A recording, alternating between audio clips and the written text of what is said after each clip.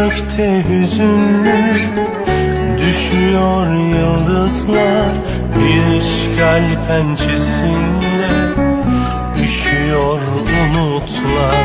Bir çocuğun başında, bir gülün gülüşünde, bir şehidin yüzünde dağlar bulutlar. Yolum yolumdur şehit, yürürüz izinde. 13-15 Temmuz'da düşeriz toprağa.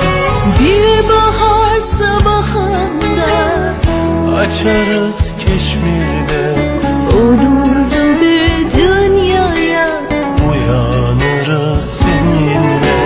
Bir bahar sabahında açarız Keşmir'de onurlu bir dünyaya, uyanırız seninle.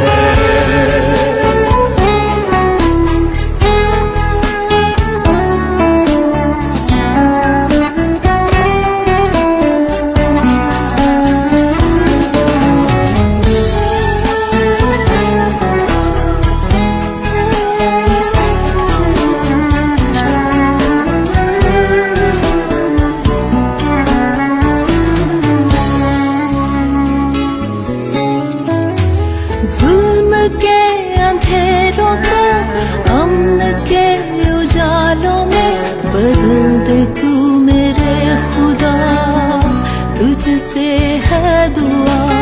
अपनी रहमतों के दर खोल दे तू उधर वादी कश्मीर की, तुझसे है इल्तिजा।